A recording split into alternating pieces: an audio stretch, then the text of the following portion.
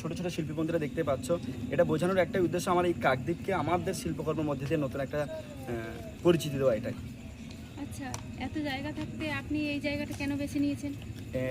117 নম্বর জাতীয় সড়কের এইটা এমন একটা জায়গা যেটা আমি মনে করি সেটা হচ্ছে কেন, এটা হচ্ছে বিভিন্ন প্রান্ত থেকে যারা আসেন এইখানে কিন্তু এসে সম্মিলিত হয়।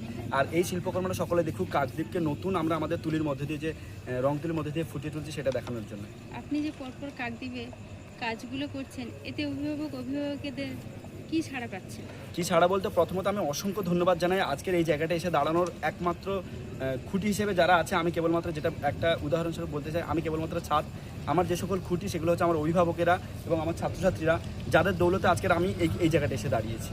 আচ্ছা সুবল, আপনি বলুন তো এই কাজটি কত সময় ধরে করছেন?